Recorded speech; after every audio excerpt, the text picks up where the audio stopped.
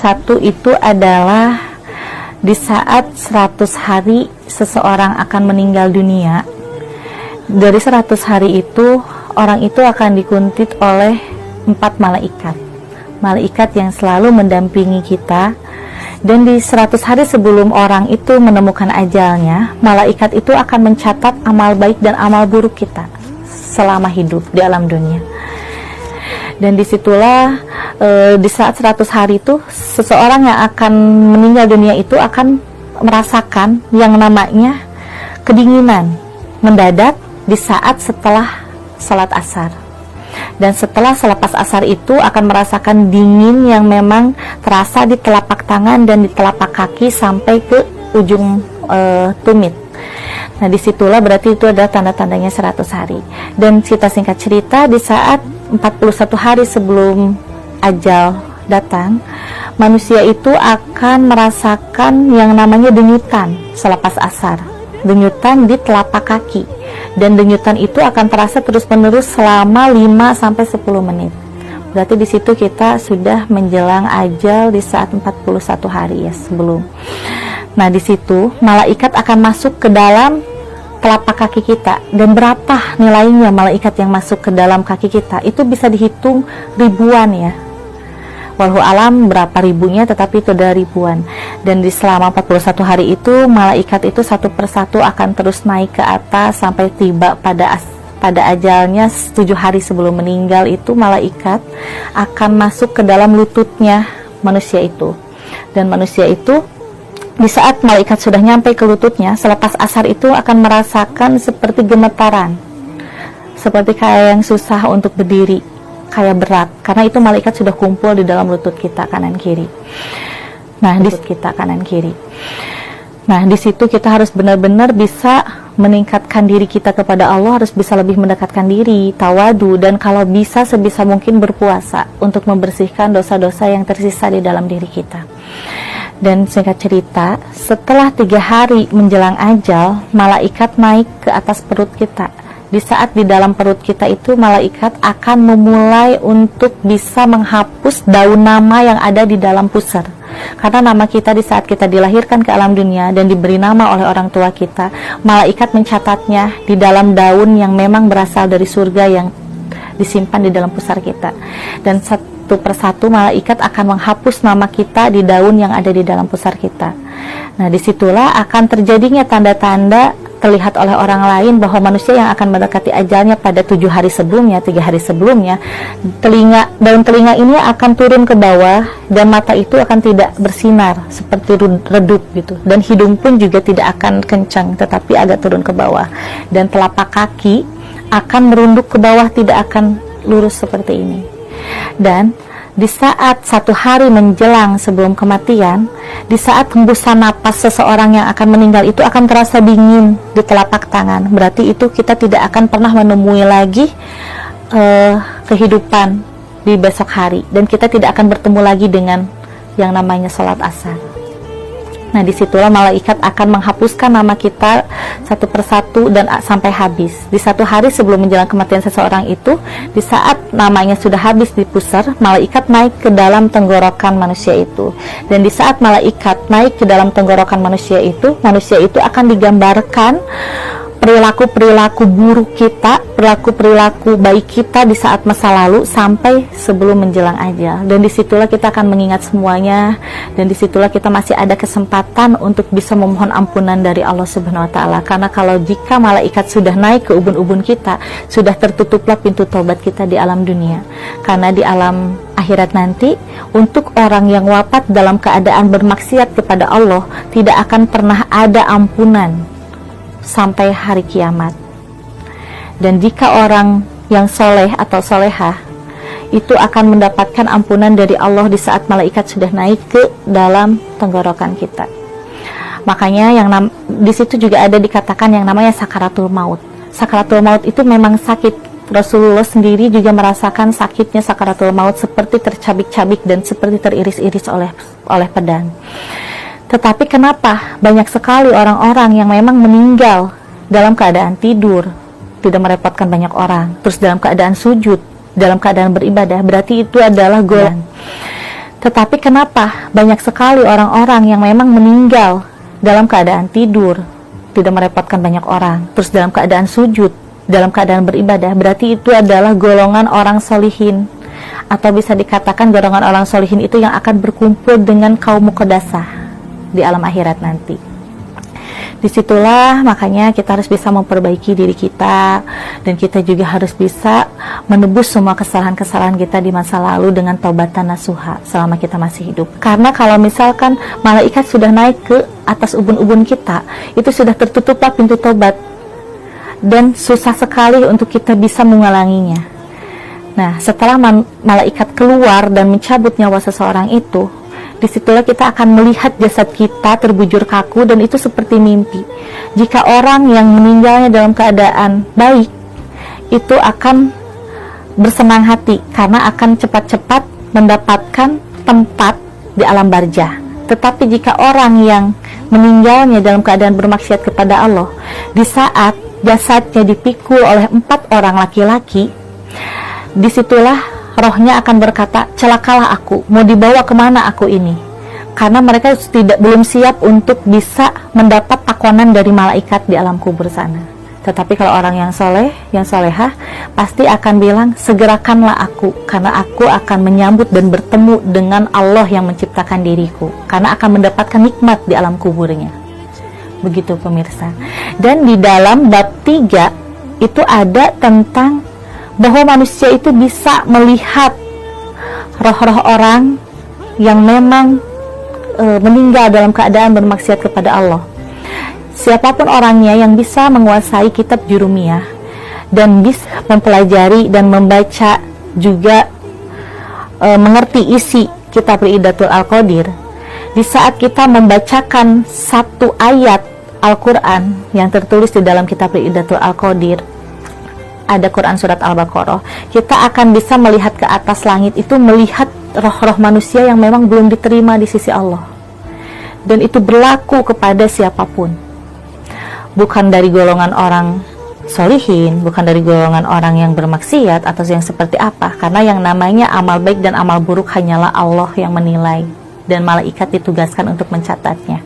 Dan disitulah yang sangat mengerikan, di saat orang yang menguasai kitab Jurumiyah dan juga belajar kitab Idatul Al-Qadir, di saat melihat ke atas itu akan melihat roh-roh yang memang bergantungan di atas langit yang tidak diterima di sisi Allah, dan akan mendengar jeritan-jeritan yang meminta tolong dan ingin kembali, jeritan-jeritan yang meminta tolong dan ingin kembali. Seandainya waktu bisa berputar kembali, mereka tuh ingin memperbaiki dirinya, ingin memperbaiki sifat-sifat buruknya, tetapi semua itu sudah tidak bisa, karena nanti di akhirat itu, di hari kiamat, sebelum mereka masuk ke surga dan neraka, akan dikumpulkan yang dinamakan dengan alam pertimbangan. Alam pertimbangan itu sebelum hari kiamat itu akan dikumpulkan seluruh manusia yang sudah meninggal. Mereka akan dikumpulkan di padang mahsyar.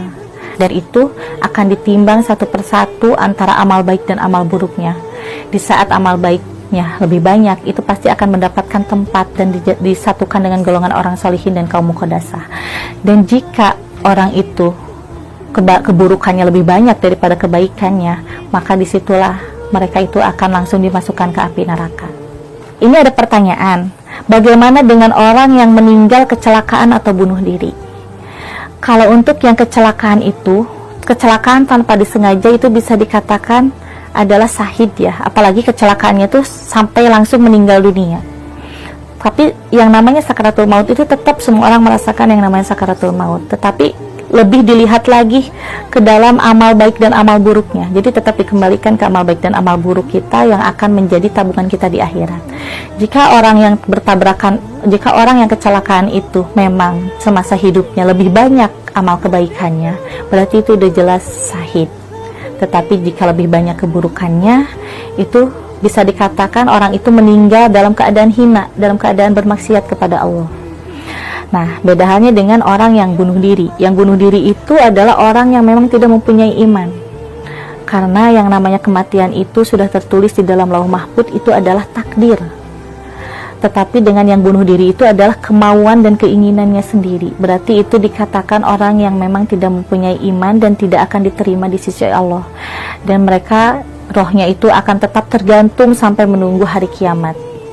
Kalau untuk yang sakit, di dalam kitab Hidayatul Aqadir itu dijelaskan, jika seseorang sakit dan sakitnya itu terasa di dalam perut, itu di saat mereka meninggal dunia, itu akan dikatakan syahid, karena penyakit yang paling berat itu adalah penyakit yang dirasakan di dalam perut. Sesuai dari Kanjeng Rasulullah SAW, jika ada umatku yang meninggal dalam keadaan sakit perut, itu dikatakan syahid. Yang jelas yang akan dikatakan mati syahid itu adalah orang yang sakit perut. Tetapi sakit perut itu bisa dikatakan bukan berarti sakit perut karena dibuat oleh sendiri minuman keras gitu ya, tetapi seperti orang yang punya penyakit mah kronis gitu. Pokoknya tentang pencernaan aja, tentang pencernaan, dan itu memang sakit ya, tidak dibuat sendiri, itu dikatakan syahid. Terus proses dari malaikat itu sendiri kan 100 hari udah mulai untuk orang yang akan meninggal. Terus kalau yang meninggalnya mendadak, kecelakaan atau bunuh diri itu seperti apa prosesnya? Kalau untuk yang kecelakaan itu bisa dijadikan itu adalah kematian takdir ya, karena kan yang namanya kematian itu tidak ada yang tahu. Karena kematian itu di saat manusia dikandung oleh ibu di usia 4 bulan, manusia itu di dalam rahim ibu itu udah dituliskan di dalam lauh mahfuz tentang kematiannya, rezekinya, jodohnya, dan segalanya. Pokoknya tentang kehidupannya. Nah, kalau untuk masalah rezeki dan masalah jodoh itu adalah pilihan tergantung kita yang menjalaninya. Tetapi kalau untuk kematian yang sesungguhnya itu adalah takdir Allah. Nah, jadi jika orang yang meninggalnya kecelakaan, berarti itu sudah ada di dalam keterangan lauh mahfuznya. Dari 100 hari sebelum orang itu meninggal dunia, memang sudah diikuti oleh malaikat. Tetapi kalau untuk yang bunuh diri, itu yang mendahului kehendak Allah, yang tidak mempunyai keimanan dan ketakwaan. Makanya dari itu dia ambil jalan pintas dengan bunuh diri. Mungkin di alam dunia ini dengan dia bunuh diri, dia itu merasakan sudah tenang ya. Tetapi kalau untuk di alam barzah itu udah jelas mereka itu tidak diterima di sisi Allah, bahkan tidak mempunyai tempat, bahkan dianggapnya itu adalah hina. Jadi kalau orang yang memuja setan itu kan sudah dikatakan musyrik, dan di saat dia meninggal dalam perjanjiannya, dia itu udah jelas tidak akan diterima di sisi Allah dan tidak akan diterima di bumi. Karena di saat dia meninggal itu bukan takdir yang sesungguhnya, tetapi dia itu langsung dibawa oleh siluman itu sendiri dan akan dipekerjakan di alamnya sampai pada kematian yang ditakdirkan oleh Allah tiba.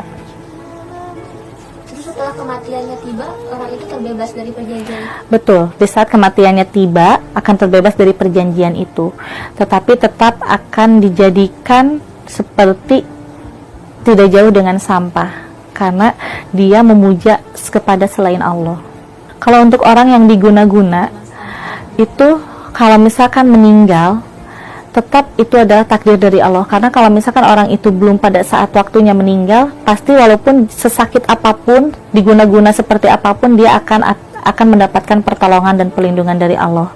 Jadi kalau orang yang meninggal karena guna-guna, tetapi itu memang sudah takdir dari Allah meninggalnya dengan sababiah itu tetap dikembalikan lagi ke amal baik dan amal buruk kita. Tetapi kalau misalkan penyakitnya di dalam perut, itu udah jelas syahid. Tetapi kalau orang yang meninggal karena guna-guna, tetapi itu memang sudah takdir dari Allah meninggalnya dengan sababiah itu tetap dikembalikan lagi ke amal baik dan amal buruk kita. Tetapi kalau misalkan penyakitnya di dalam perut, itu udah jelas syahid. Tetapi kalau misalkan dia meninggal karena santet sambar nyowo gitu kan, itu jelas semua dosa-dosanya orang yang disantet itu akan pindah kepada orang yang memang menzoliminya. Jadi untuk yang meninggalnya itu bisa dikatakan syahid juga. Ya pemirsa, jadi kembali ke penjelasan yang tadi ya, bahwa setiap orang yang meninggal itu punya golongan-golongan dan tingkatan-tingkatan sendiri di mata Allah, seperti golongan nabi, seperti golongan waliullah, golongan orang solihin, dan golongan kaum muqaddasah. Dan untuk golongan-golongan orang yang memang meninggal dalam keadaan beribadah kepada Allah, itu bisa nantinya akan dikumpulkan dengan golongan orang solihin dan kaum muqaddasah. Iya pemirsa, seperti sekarang ini banyak sekali orang-orang yang meninggal mendadak ya di dunia ini dengan gegernya wabah virus corona. Tetapi kalau memang Allah belum menghendaki manusia-manusia itu meninggal, pasti tidak akan meninggal. Separah apapun penyakit yang dia derita dan apapun itu pasti Allah akan melindunginya. Tetapi seperti sekarang banyak orang yang meninggal mendadak, itu bisa dikatakan kalau menurut saya memang sudah takdirnya. Karena kalau wabah virus corona di zaman sekarang ini beda sekali dengan wabah taun atau wabah azwada pada zaman para nabi. Karena kalau zaman para nabi itu kan wabah virusnya itu memang langsung diturunkan oleh Allah untuk menguji umatnya. Tetapi kalau untuk wabah virus corona ini kan yang dibuat oleh manusia. Dan ini juga ada pertanyaan kepada saya menanyakan bagaimana dengan orang yang sudah wafat tetapi ingin menengok ke rumah keluarganya atau kepada keturunan-keturunannya, apakah itu bisa? Saya akan jawab, insya Allah bisa, karena sesuai yang ada di dalam keterangan Quran surat Al-Baqarah bahwa siapapun orang yang meninggal dunia di saat ingin bertemu dengan keluarganya menengok, itu akan diantarkan oleh jin sobirin. Jin sobirin itu adalah jin muslim yang memang ditugaskan untuk mengantarkan orang-orang yang sudah wafat berkunjung ke rumah sanak saudaranya. Kalau untuk sanak saudaranya tahu atau tidak itu jelas tidak akan tahu, tetapi bakal merasakan bahwa yang sudah meninggal itu atau leluhur kita atau orang tua kita yang sudah tidak ada itu lagi ada dan hadir, karena sanak saudaranya akan merasakan dan mencium aroma wangi parfum dan bunga. Tetapi jika orang yang memang pernah melihat orang yang sudah meninggal datang dengan sendiri, terus menangis dan meminta tolong, itu adalah jin korin yang menyerupai orang yang meninggal tersebut.